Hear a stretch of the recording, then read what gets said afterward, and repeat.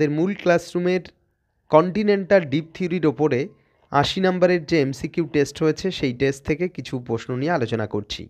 একদম প্রথম প্রশ্ন, কোনটি প্রাচীন শিলভূমি?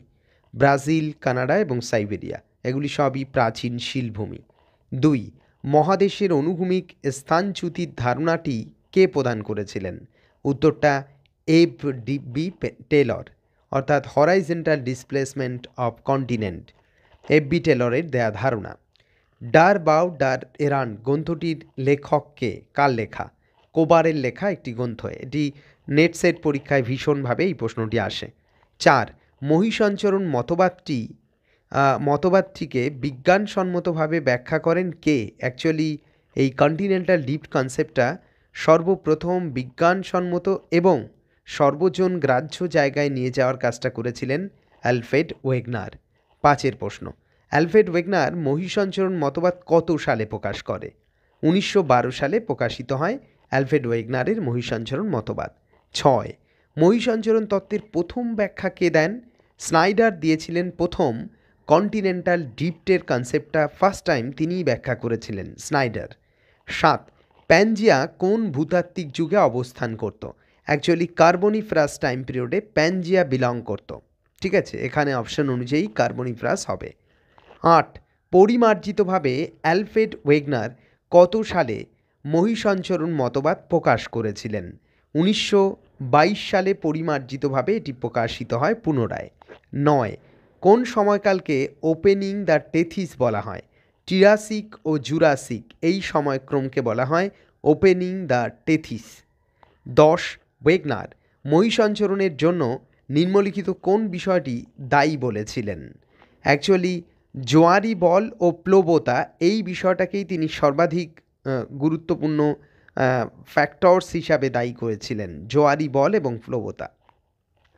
নেক্সট ১১, জোয়ারি বলজনিত কারণে মহাদেশের সঞ্চরণ কোন দিকে হয়? পশ্চিম দিকে হয়েছিল জোয়ারি বলজনিত কারণে।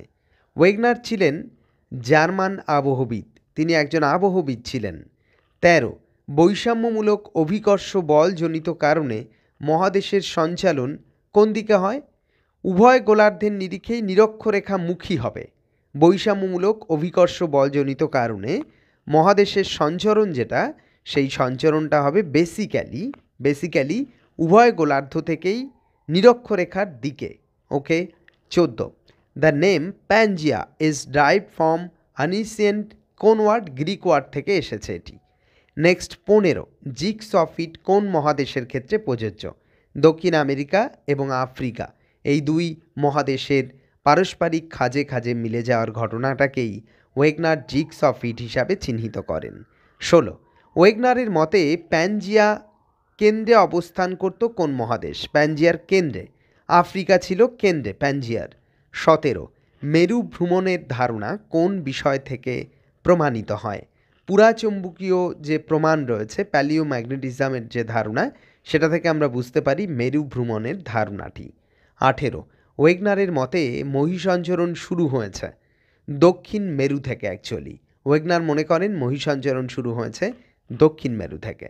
১৯, লেমিং জাতীয় প্রাণীরা সংখ্যাধিক্যের কারণে কোন দিকে ঝাঁপ দিয়ে সমুদ্রে পড়ে? পশ্চিম দিকে। এটিও কিন্তু কন্টিনেন্টাল ডিপ্টের একটা কম বেশি এভিডেন্স। নেক্সট ২০, লরেশিয়া ভূখণ্ড ভেঙে পশ্চিমে স্থানান্তরিত হয়ে যে পর্বতের উৎপত্তি হয় সেটি আসলে রকি। লরেশিয়া ভূখণ্ড ভেঙে পশ্চিমে স্থানান্তরিত হয়। ২১, কোনটি গন্ডোয়ানা ল্যান্ডের অংশ? এর মধ্যে ভারতীয় ভূখণ্ড, উত্তর আমেরিকা নয়, আঙ্গারাল্যান্ডের অংশ, গ্রিনল্যান্ড এবং ইউরোপিয়ান ভূখণ্ড সবাই আঙ্গারাল্যান্ডের অংশ, বাট গন্ডোয়ানা ল্যান্ডের অংশ হলো ভারতীয় ভূখণ্ড।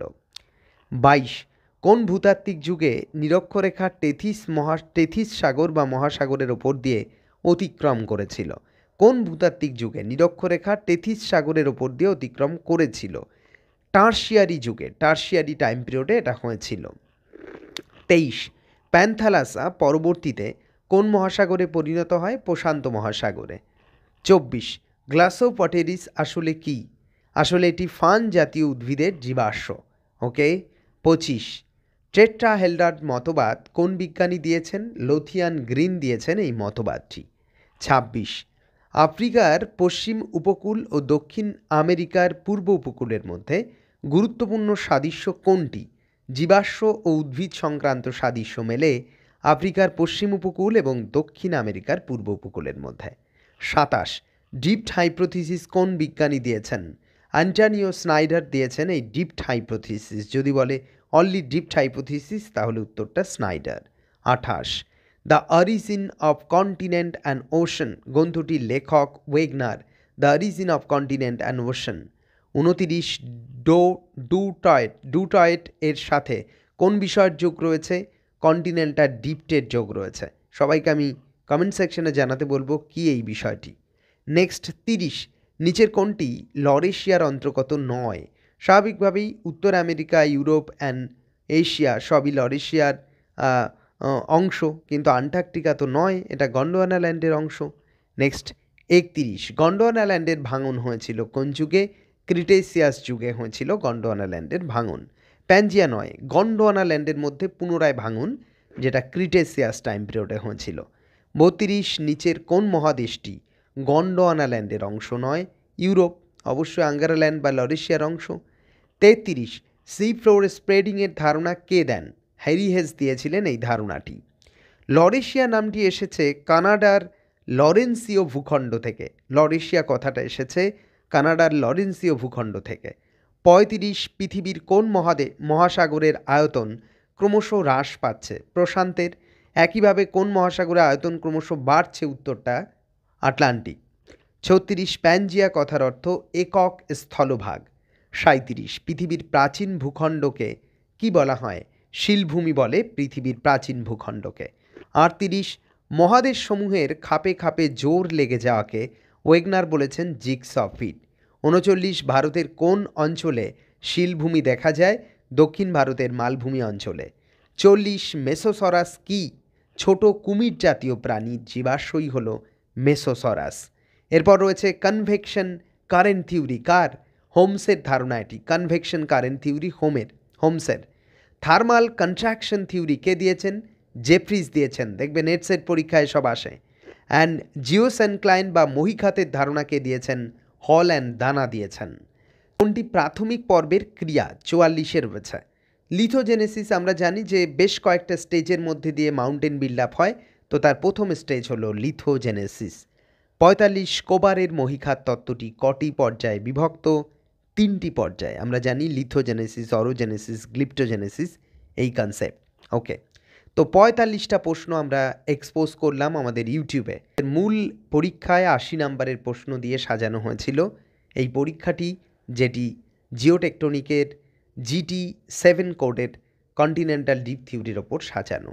এইরকমভাবেই আমাদের ক্লাসরুমে ধারাবাহিকভাবে প্রত্যেকটা সাবটপিক এর ওপরে স্পেসিফিক পরীক্ষা সাজানোর কাজ চলছে এবং আমাদের ক্লাসরুম এক প্রকার রেডি সামনের যে কোনো টিচিং জবের জন্য, মানে প্রস্তুতির জন্য।